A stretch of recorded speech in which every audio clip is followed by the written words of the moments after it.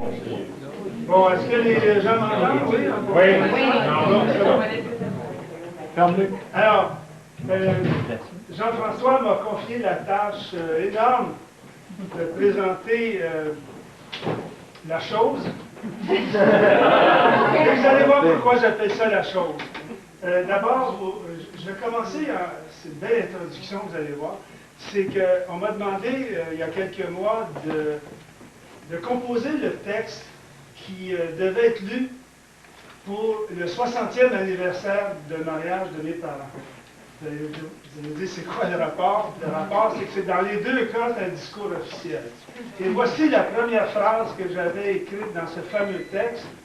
C'était « Les mots s'ennuient lorsqu'ils sont conscrits pour servir de fantassins dans les discours officiels. » Quand les mots s'ennuient, en général, les gens s'ennuient. Alors, pourquoi vous ennuyer, ça ne sera pas un discours officiel. Ça va être comme quand on remercie quelqu'un d'avoir fait quelque chose. Je vais commencer par offrir une fleur à Jean-François, une fleur sous forme de synchronicité. Parce que le livre parle de synchronicité, je vais lui offrir ma demi-heure. Parce que je dois vous dire que j'ai été très complice dans cet accouchement.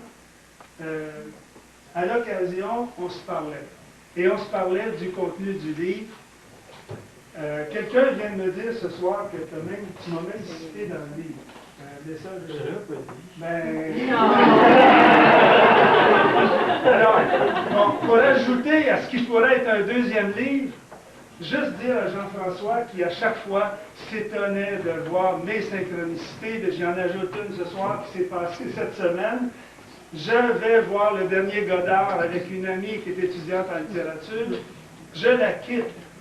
Et juste avant de la quitter, devant chez elle, elle me demande, est-ce que tu lis des livres de ce temps-ci? As-tu le temps? J'ai dit oui. J'en ai lu un dans l'avion dernièrement, puis c'est un auteur américain, Philip Roth, puis c'est Pastorale américaine. Elle me dit, ah oui, et on passe 10-15 minutes à se parler du roman. Alors, au bout de quelques minutes, elle dit, tu me donnes le goût de le lire. Et elle sort, on se dit bonsoir, elle ferme la porte, je reprends le volant, mais là, j'ai quand même 25 minutes d'auto à faire pour me rendre chez moi. Alors, j'ouvre la radio, une émission avec Stéphane Lépine commence, et une mission spéciale sur Philip Roth, et il commence à parler de pastorale américaine. Voilà, une autre de plus. Alors, c'est un peu ça, son livre. C'est un peu ce que je viens de raconter, d'une certaine façon. C'est comment, dans la vie, il faut des hasards nécessaires pour que la vie ait un petit piquant. Je vais quand même, là, m'adresser un petit peu à Jean-François pour lui dire que, peut-être, Jean-François me faisait cette semaine la remarque qu'un livre, c'est comme un enfant qu'on élève. Oui, mais encore faut-il le faire, cet enfant-là. Et pour le faire, il faut être deux. Et Jean-François a peut-être pensé qu'il avait réussi à faire un livre tout seul, mais ce n'est pas tout à fait ça, parce que actuellement, ce que certaines personnes ont entre les mains, c'est quoi? C'est du papier imprimé, relié. C'est tout. Le livre n'existe pas encore. L'accouchement n'a pas eu lieu. Je savais que je serais déçu, mais attends la suite, ça va plaisir. C'est que quand je dis qu'il faut être deux pour faire un enfant, ben ça prend la personne qui écrit et la personne qui lit. Parce que s'il n'y a pas de lecteur, le livre n'existe pas. Et à partir du moment où le lecteur ou la lectrice pose les yeux sur la première page, il y a un accouplement et il y a quelque chose de différent qui sort du papier, qui n'est pas ce que l'auteur a écrit et qui n'est pas tout à fait ce que le lecteur ou la lectrice lit. C'est un mélange des deux et c'est ça un enfant. Un enfant, c'est une troisième chose issue de deux choses différentes. Alors, voilà, l'accouchement va avoir lieu très bientôt. Et ce soir, ben, on est là pour assister À la conception.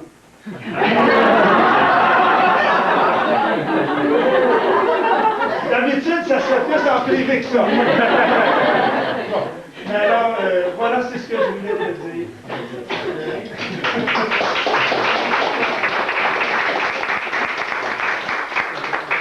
On vient de parler de conception, comme par exemple, je suis né à l'Immaculée Conception. Dans certains cas. Tout d'abord, je tiens à vous remercier, mais alors très sincèrement, je tiens à vous remercier chacun et chacune d'être ici ce soir. Mais aussi, je tiens à vous remercier chacun et chacune pour avoir traversé ma vie à un moment donné. Parce que toutes les personnes qui sont ici ont à un certain moment traversé ma vie.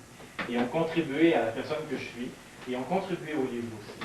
Alors même si ce soir, c'est peut-être encore, bon, il faut que j'attende pour l'accouchement, il y a quand même des pratiques. Effectivement, que toutes les rencontres ont nourri ce livre. Ce livre a une petite histoire, je ne vous la révélerai pas en détail parce que je la détaille vraiment dans le livre. C'est une invitation à lire le livre.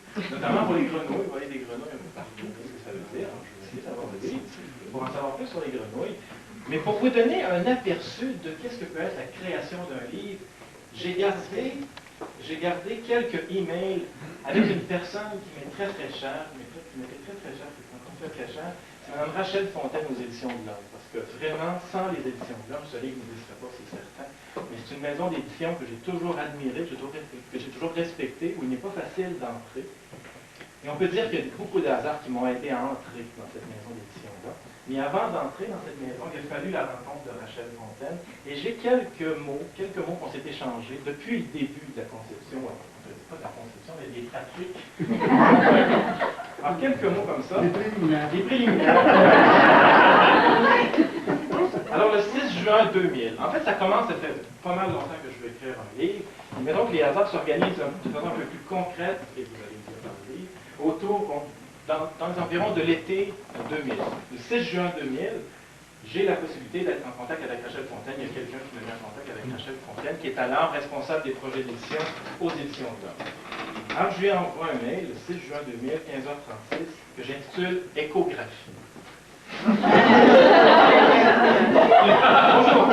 Bonjour Madame Fontaine, juste un petit mot pour vous dire que j'ai reporté au 19 la date de l'envoi de mon manuscrit sur la synchronicité. Vous devriez le recevoir à la première journée de l'été. Je travaille activement presque jour et nuit à vous offrir les images les plus fidèles de mon petit bébé, et c'est pourquoi je retarde un peu. J'ai bon espoir que ces images permettront de faire une idée juste de ce qu'il aura l'air à sa naissance, prévue pour le début septembre. Mais à l'époque, c'était septembre 2000. Je vais vous faire des confidences, j'ai eu beaucoup de difficultés. En fait, moi puis Maurice Grovis, on a bien de misère. La grammaire française, on a eu des conflits énormes. Ça a pris beaucoup de temps avant de coucher. Donc, ce à quoi Rachel me répond le 19 juin. Cher Jean-François Lézina, votre enveloppe vient tout juste d'arriver. J'ai très hâte de vous lire. À bientôt. Alors, on sait que quelqu'un, quelque part, s'intéresse à ce qu'on a travaillé depuis un bon bout de temps. Ça fait chaud au cœur. Ça, c'est seulement que la porte d'entrée. Donc, le 19 juin. Ça. Alors, je ménage les détails. J'ai quelques copies. J'ai 5 copies de ça. Si jamais ça vous intéresse d'avoir en détail toute la correspondance avec Rachel Fontaine avant l'aboutissement du livre. À un certain moment, je suis quelque part sur le bord de l'Atlantique. Je suis inquiet. Je suis vraiment inquiet parce que j'ai aucune idée de ce qu'elle pense de mon livre. Alors, je suis vraiment très, très anxieux. À un certain moment, je lui ai écrit. J'ai très hâte de recevoir vos commentaires, même s'ils me font un peu peur. Mais j'ai tellement à apprendre de ce monde de l'édition.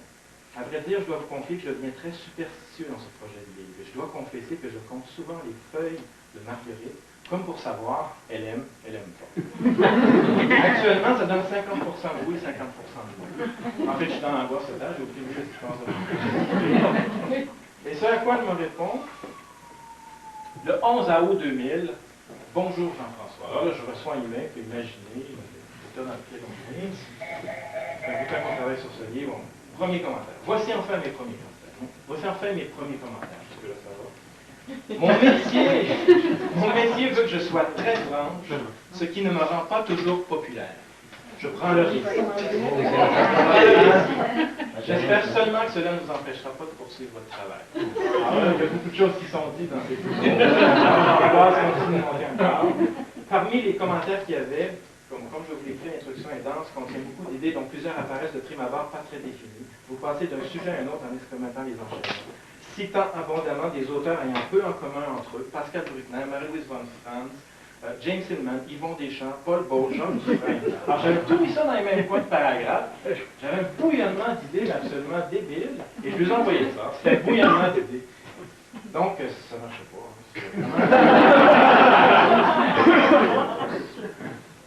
Le manuscrit refusé, on peut rien faire. Par contre, je lui avais envoyé un CD de conférence.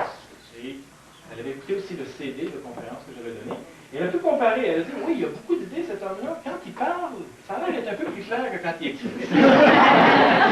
C'était pas encore, la porte n'était pas encore complètement fermée. Et pour moi, ça commençait l'angoisse. Le 14 août, j'écris Chaos et créativité. Bonjour, Madame Fontaine. J'ai reçu votre message vendredi. Sur le coup, il m'a fortement ébranlé, mais par la suite, il m'a stimulé. Je vous remercie pour ces commentaires et suggestions, j'en prends bonne note. J'aime beaucoup votre franchise, mais je n'aime pas beaucoup la réalité et mes limites. Je dois admettre que ma réalité est limitée, je n'écris pas aussi facilement que je parle, j'ai les deux pieds sur terre à présent.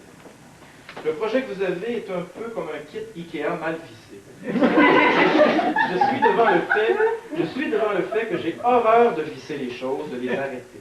Je n'ai pas l'angoisse de la page blanche, j'ai l'angoisse du point final, de la naissance dans le monde réel, le monde du rêve étant si confortable.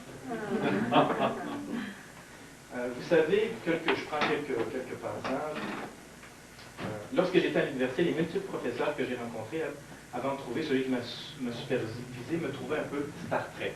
Et effectivement, quand j'ai soumis à l'époque des projets pour mon essai de maîtrise notamment, j'avais des réponses de genre, là, c'est pendant Star Trek.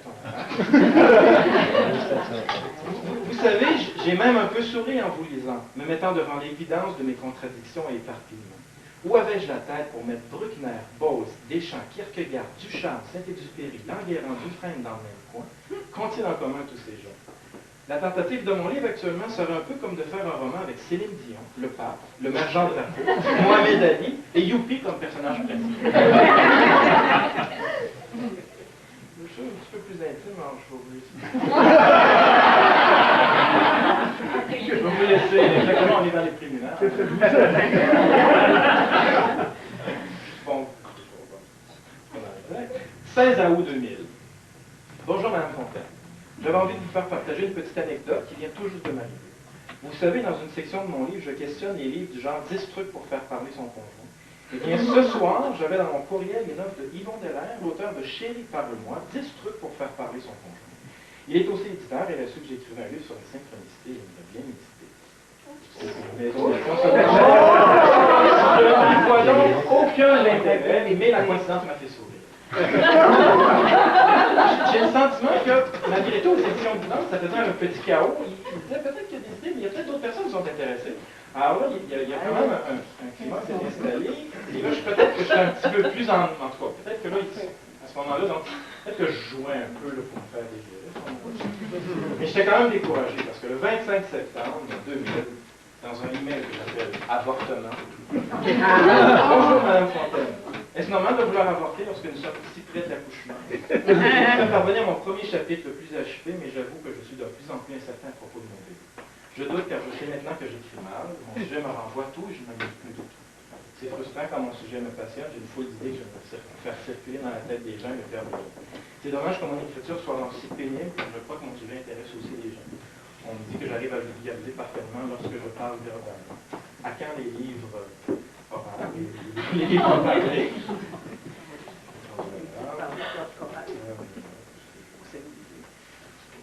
Alors là, je mets un peu de pression. Je mets un peu de pression, je dis qu'il y a d'autres maisons d'édition. Bon, en fait, le 26 septembre 2000, c'est dur de faire naître un bébé. C'est le nom de mon email. Alors, je suis encore toujours découragé. C'est pas mieux. Et là. C'est ce qu'elle dit, mais voilà, c'est ça. Voilà. En fait, ce qu'il faut comprendre, c'est quand on n'a pas de feedback, quand on n'a pas. Elle dit qu'il y a des retards dans les lectures. Donc, ça, c'est vrai, c'est des mots que je. Donc, il y a des retards dans les lectures, et puis, ils étaient débordés de travail, donc ils n'ont pas eu le temps. C'est-à-dire donc de revenir sur mes autres versions. Mais vous savez, quand j'ai pas de. C'est toujours ça. Ouais, mais quand j'entends pas, quand on n'entend pas de réponse, c'est là que ça travaille. Et là, ça travaille, et là, c'est le chaos. On s'imagine toutes sortes de choses. le 28 septembre 2000, à 14h52.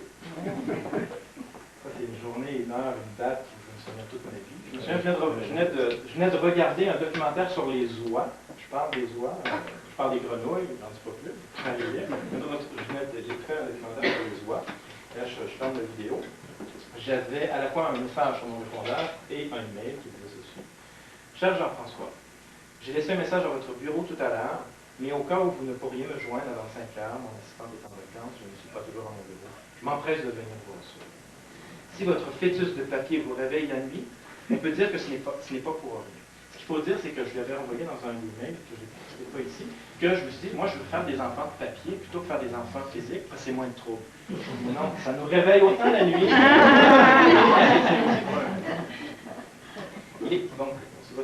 Il était un embryon prometteur lors de la dernière échographie. Il s'est remarquablement développé depuis. Une preuve, l'éditeur à qui j'avais remis la première mouture de votre projet, qu'il avait gentiment remis à sa secrétaire après en avoir lu quelques pages, était hier tout enthousiasmé par votre dernière version. Que vous n'en soyez pas l'unique responsable, vous sembliez regretter le fait de devoir compter sur les autres pour le retravailler, ne le rend pas moins intéressant aux yeux. Nous savons mieux que personne que la fabrication d'un livre requiert toute une équipe d'artistes. D'ailleurs, je suppose que vous admettrez volontiers que vous ne pouvez pas revendiquer à la fois la fraternité et la maternité de votre petit. C'est pour un seul auteur. Pourtant, toutes ces idées qui s'éclairent si bien les unes aux autres dans votre ouvrage sont bien les vôtres. Les vôtres et celles des chercheurs ou des auteurs de livres et des films que vous citez. Les vôtres et celles des personnes qui ont vécu près de vous et dont les expériences de vie vous sont indispensables pour écrire vos propres expériences. Alors voilà. Alors là, en attendant votre appel, c'était quoi? C'était qu'il nous signait un contrat pour le livre que vous connaissez. Alors cette date, ça a été chargé d'émotion. Je lui réponds, le 28 septembre 2000 restera gravé profondément dans mes mémoires. Je ne croyais pas possible de revivre une joie comparable à ce que fut le 1er janvier dernier, alors que je traversais le millénaire en Égypte.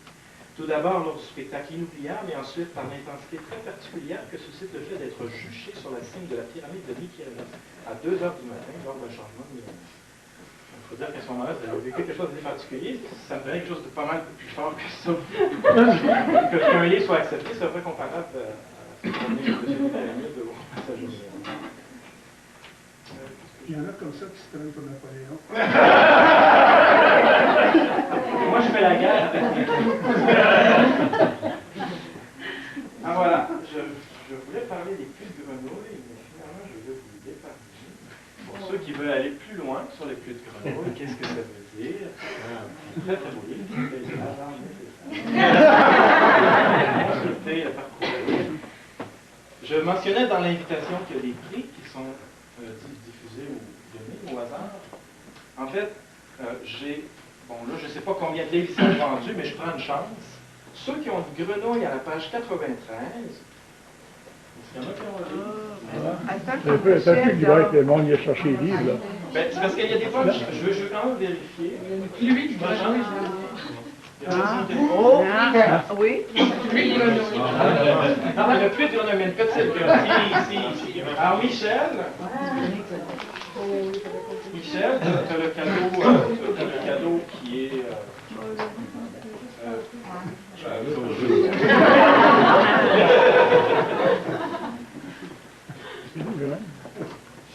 crois que c'est un mot. Adam.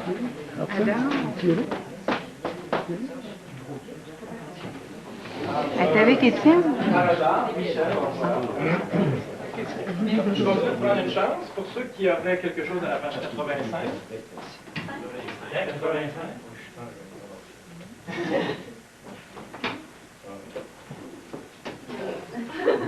Les personnes qui ont quelque chose à la page 85. Ceux qui vont acheter, s'il y a quelque chose, Ouais, page 85, Alors, prenez une chance de tout le monde. Vous prenez le premier.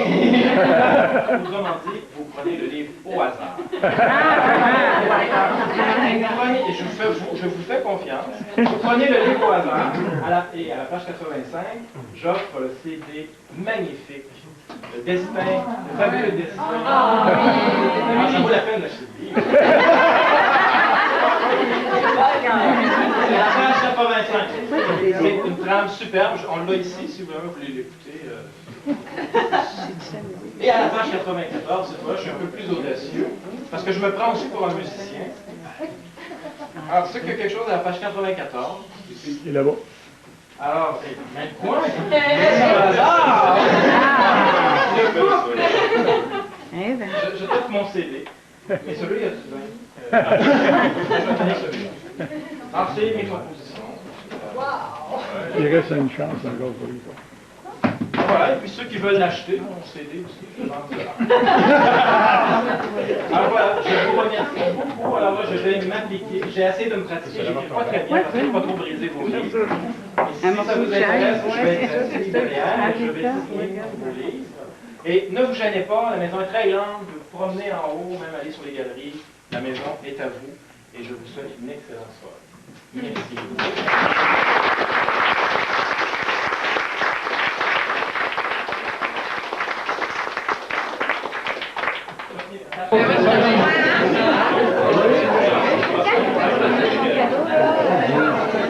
Jean-François qui désire.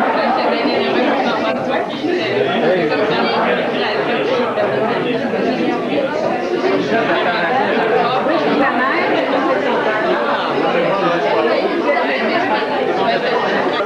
Le soleil qui s'appelle l'envoyant